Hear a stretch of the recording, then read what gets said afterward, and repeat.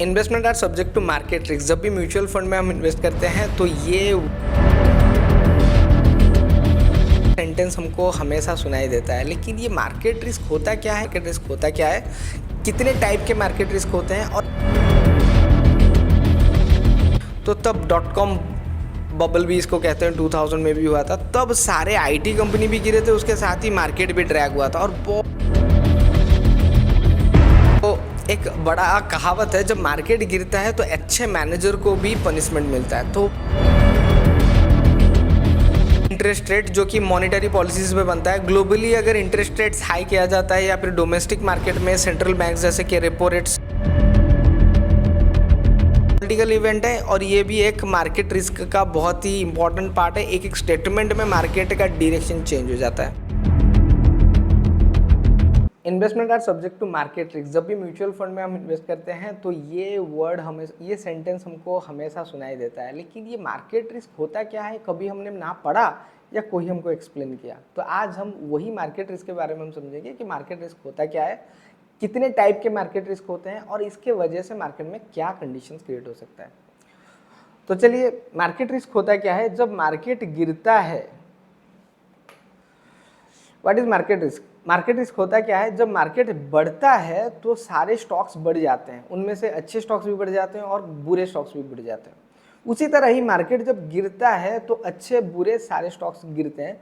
इसमें कई सारे रीजंस होते हैं। वो कभी कभी ऐसा भी समय आता है जब मार्केट गिरता है, कुछ सेक्टर बहुत ही स्ट्रांग होते हैं, वो सारे स्टॉक्स नहीं गिरते, लेकिन कुछ सेक्टर स्ट्रांग नहीं होते हैं लेकिन उनके कंपनी बहुत स्ट्रांग होते हैं, लेकिन उस सेक्टर की वजह से वो स्टॉक्स भी गिर जाते हैं। इसका और एक एग्जांपल है 2002 में जब मार्केट गिरा था, इकोनॉमी कंडीशंस को लेते बहुत सारे सैंक्शन इंडिया के ऊपर लगा था, तो तब .com बबल भी इसको कहते हैं 2000 में भी हुआ था। तब सारे आईटी कंपनी भी गिरे थे, उसके साथ ही मार्केट भी ड्रैग हुआ था और बहुत सारे स्टॉक्स 50% के नीचे गिर गए थे। 2007-8 में भी एक फाइनेंशियल क्राइसिस आया था, ये ग्लोबल क्राइसिस था, चारों तरफ मार्केट पिटा था।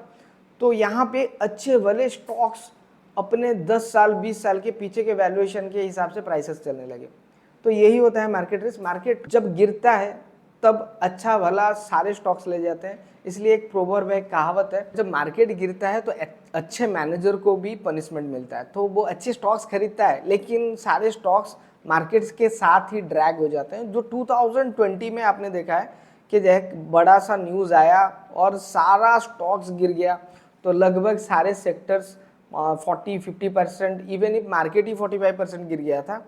और बहुत सारे, लेकिन कुछ सेक्टर थे जैसे कि आईटी हो गया और एफएमसीजी हो गया और फार्मा हो गया, ये तीनों सेक्टर भी गिरे थे, लेकिन उतना नहीं जितना मार्केट लगभग 45% गिरा था, लेकिन फार्मा आप देखोगे तो 30% गिरा था। तो ऐसे होता है मार्केट, जब मार्केट गिरता है तो बहुत सारे स्टॉक्स लेके गिरता है। अभी हम जानेंगे कि मार्केट रिस्क होता क्या है, क्या क्या टाइप के रिस्क होते हैं। तो यहाँ पे आप देख सकते हो, मैंने डिटेल्स में लिखा है कि इकोनॉमी चेंजेस अगर होता है, इंटरेस्ट रेट चेंजेस होता है, या फिर पॉलिटिकल इवेंट्स होता है, ग्लोबल फैक्टर्स, या फिर इन्वेस्टर सेंटिमेंट्स, तो यही सारे मेजर इंपैक्ट्स होते हैं जिनकी वजह से मार्केट गिरता है। तो पहले समझते हैं इकोनॉमी चेंजेस क्या होता है और इसके थ्रू कैसे मार्केट के ऊपर इंपैक्ट डालते हैं।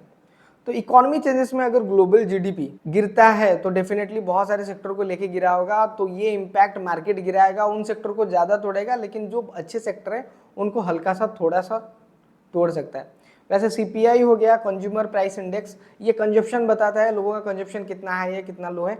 इसका ज़्यादा होने से इन्फ्लेशन भी हाई हो जाता है, लेकिन इसका ज़्यादा होने से डेवलपमेंट भी आता है। और इसका जैसे ही गिरना होता है तब मार्केट में स्लो डाउन देखने के लिए मिलता है। कंजप्शन स्लो डाउन मतलब कंपनियों का अर्निंग्स गिरना, अर्निंग्स जैसे ही गिरेगा तो स्टॉक प्राइसेस भी गिरेगा। उसके बाद आईआईपी डेटा भी होता है, जैसे कि इंडस्ट्रियल प्रोडक्शन का इंडेक्स होता है, ये बताता है कि प्रोडक्शन कितने स्पीड से बढ़ रहा है। अगर प्रोडक्शन स्लो डाउन हो रहा है मतलब कंजप्शन गिरा है। इसके साथ ही होलसेल प्राइस इंडेक्स होता है, जो आपको बताता है कि महंगाई कैसा है अभी, इसका ही इंडेक्स के पैरामीटर के हिसाब से आप इन्फ्लेशन को पता करते हो।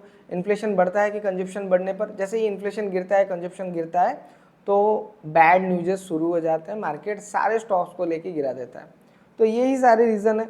इसको छोड़ के इकोनॉमी चेंजेस में और भी जियोपॉलिटिकल इश्यूज होता है, जो करेंटली हम देख रहे हैं। जियोपॉलिटिकल टेंशंस, जैसे कोई देश अगर दूसरे देश के ऊपर सैंक्शन लगाता है तो वहाँ पे बहुत ही इकोनॉमी क्राइसिस देखने के लिए मिलते हैं और डोमेस्टिक मार्केट गिर जाता है। तो ये सारे इकोनॉमी चेंजेस हैं जिसके वजह से मार्केट इम्पैक्ट होता है। तो ये भी एक कारण है मार्केट रिस्क का। दूसरा जो मार्केट रिस्क है वो है इंटरेस्ट रेट। इंटरनेशनल मार्केट में कोई बड़ा इकोनॉमी अगर मॉनेटरी पॉलिसीज में कुछ चेंजेस लाता है, या फिर डोमेस्टिक मार्केट में भी अगर रेपो रेट्स चेंज होते हैं तो मार्केट में इम्पैक्ट आता है।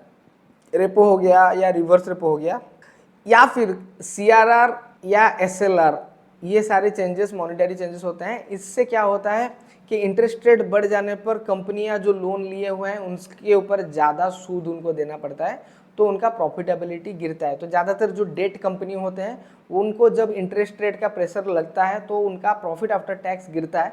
इसके वजह से कंपनी के अर्निंग्स गिरते हैं और शेयर प्राइसेस गिर जाते हैं। और इसका अंदाज़ा इन्वेस्टर लगा लेते हैं पहले से ही। जैसे इंटरेस्ट रेट बढ़ता है तो तुरंत ही मार्केट करेक्शन शुरू होना स्टार्ट हो जाता है।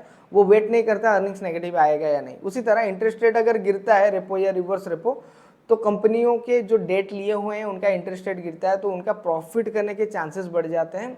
इन सब कारण से आने वाले समय का अर्निंग्स बढ़ने के चांसेस हो जाते हैं। तो इस कंडीशन में कंपनियों को खरीदने के लिए आगे बढ़ते हैं इन्वेस्टर, और यही वो टाइम होता है जब मार्केट में एक बहुत बड़ा पैसा पंप होता है और मार्केट पॉजिटिव डायरेक्शन में जाता है। पॉलिटिकल इवेंट भी बहुत इंपॉर्टेंट रोल है। जैसे कि पॉलिटिक्स अगर चेंज होता है, हमारा देश जो है इंडिया बहुत ही डाइवर्सिफाइड स्टेट्स को मिला के होता है, तो ये सारे कंबाइंड होके जो लीडर बनता है वो सारे जोग्राफिकल लोकेशंस को लेके बहुत ही मेजर रोल प्ले करता है।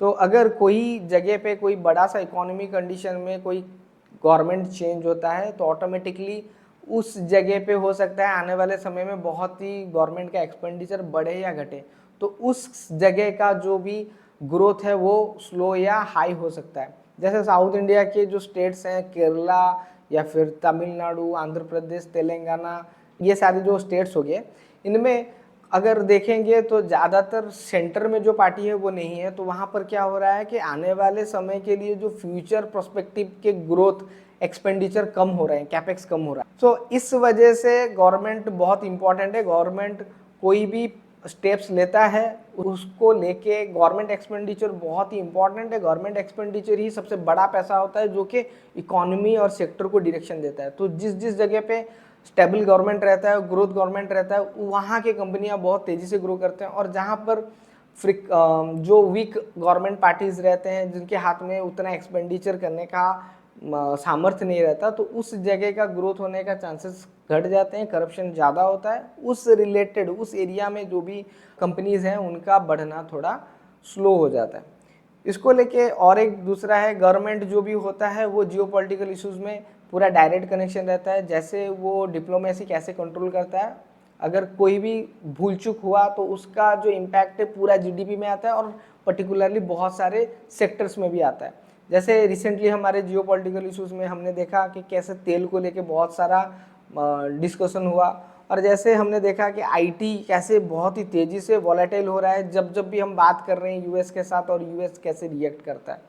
तो ये सारे पॉलिटिकल इवेंट है और ये भी एक मार्केट रिस्क का बहुत ही इंपॉर्टेंट पार्ट है। एक एक स्टेटमेंट में मार्केट का डायरेक्शन चेंज हो जाता है। ग्लोबल फैक्टर बहुत इंपॉर्टेंट चीज़ें होते हैं। अगर ग्लोबली रिसेशन चल रहा है, मतलब लोगों के पास पैसे नहीं है, जॉब जा रहा है, या फिर डिप्रेशन का फेज है, वार कंडीशन खत्म हुआ है, लोगों के पास अर्निंग नहीं है, या फिर वेदर कंडीशन खराब हो गया है ग्लोबली या जियोग्राफिकली, जहाँ पर खाना पीना उतना अच्छा उत्पादन नहीं हो पा रहा है, तो ये सारे कंडीशन है जो ग्लोबल फैक्टर्स और जोग्राफिकल लोकेशन फैक्टर्स जो पूरा एक्सटर्नल इम्पैक्ट डालते हैं इकोनॉमी के ऊपर, और इकोनॉमी उसको लेके रिएक्ट करता है। तो रिएक्शन का रिजल्ट आने तक इन्वेस्टर नहीं देखते, उससे पहले ही वो पार्टिसिपेट कर देते हैं डायरेक्शन के साइड में। तो ग्लोबल फैक्टर का एक बड़ा एग्जाम्पल हमने देखा है कोविड एक सिचुएशन था जब ग्लोबल फैक्टर की वजह से इंडिया मार्केट पिटा, और मार्केट बहुत ही तेज़ी से पिटा, और इसका इम्पैक्ट पूरा दुनिया को देखने के लिए मिला। तो ग्लोबल फैक्टर एक्सटर्नल फोर्सेस होते हैं जो मार्केट के ऊपर डायरेक्ट इम्पैक्ट डालते हैं। इसके वजह से मार्केट हेवीली इम्पैक्टफुल होता है, और ऐसे कंडीशन में जब मार्केट गिरता है यही होता है वो मार्केट रिस्क, जिसके वजह से आपके म्यूचुअल फंड या आपका पोर्टफोलियो बहुत नेगेटिव जा सकता है। और फाइनली हम बात करेंगे कि इन्वेस्टर सेंटिमेंट्स। जब भी इन्वेस्टर को लगता है कि ये बहुत ही अच्छा जगह है और ख़रीदते हैं, तो वहाँ पे ग्रीड जनरेट होता है, और ग्रीड मार्केट के लिए बहुत अच्छा होता है। मार्केट बहुत तेज़ी से पॉजिटिव डायरेक्शन में भागता है, लेकिन जब ग्रिड ओवर ग्रिड में कन्वर्ट होता है तो वहां पे ओवर वैल्यूएशन हो जाता है। ओवर वैल्यूएशन ही एक मेजर रीजन होता है मार्केट क्राइसिस के बबल का फूटना, और वहां से ही मार्केट क्रैश होता है और डिप्रेशन फेज में जाता है। वैसी तरह जैसे ही ग्रिड मार्केट को बढ़ाता है, वैसे ही ओवर वैल्यूएशन में फियर मार्केट को डुबाता है। तो अगर लोगों को लगे, मतलब वो हो या ना हो, लोगों को लगे कि मार्केट बहुत ओवर वैल्यू हो गया और बेचना शुरू कर दे, तो मार्केट क्रैश हो जाता है और गिर जाता है, या फिर प्रॉफिट बुकिंग देखने के लिए मिलता है। उसी तरह मार्केट में अगर अच्छा न्यूज़ आया है या फिर लोगों को लग रहा है कि हमारा इकोनॉमी तेजी पकड़ सकता है और लोग इन्वेस्ट कर रहे हैं और कॉन्फिडेंटली इन्वेस्ट कर रहे हैं, जैसे लास्ट 5-7 सालों में हम लोगों ने देखा कि डोमेस्टिक इन्वेस्टर बहुत ही ग्रिडफुल के साथ मार्केट में पार्टिसिपेट कर रहे हैं, तो ये एक कंडीशन होता है जब मार्केट पॉजिटिव डायरेक्शन में जा सकता है। लेकिन ये सारे मैंने जो 5 फैक्टर बताया, ये फैक्टर कभी भी किसी सिचुएशन में भी चेंज हो सकते हैं। इसके वजह से आपके ऊपर इम्पैक्ट आ सकता है, आपके म्यूचुअल फंड पर और आपके पोर्टफोलियो पर। इसके अलावा भी बहुत सारे सिनेरियोज हैं जो कि इनकी कैटेगरी में आते हैं, जैसे लिक्विडिटी इशू, जैसे लोगों के पास पैसे ख़त्म हो जाते हैं, कभी कभार इकोनॉमी में पैसे नहीं रहते तो कंजप्शन स्लो डाउन हो जाता है, इन्फ्लेशन डिफ्लेशन की तरफ चला जाता है। उस समय में भी मार्केट में आने वाले समय में अर्निंग्स नहीं आता, ये एक वजह है। जॉब क्राइसिस, ये भी एक इशू हो सकता है आने वाले समय में, मतलब मार्केट रिएक्ट करे। तो ये सारे मेजर कारण हैं जिनको आप मार्केट रिस्क समझ पाओ, और इनके वजह से ही मार्केट रिएक्ट करता है और आपका पोर्टफोलियो नेगेटिव पॉजिटिव होता है। आई होप आपको मार्केट रिस्क समझ में आया होगा। इसके ऊपर मैं एक दूसरा वीडियो बनाऊंगा, लेकिन अगर कुछ डाउट है आप यहाँ पे डाउट लिख के आप कमेंट करो, या फिर आपको अगर पार्ट 2 चाहिए तो मार्केट रिस्क पार्ट 2 लिख के आप कमेंट करो। मैं बहुत ही जल्द दूसरा एक पार्ट इसके ऊपर बनाने जा रहा हूँ। Thank you very much.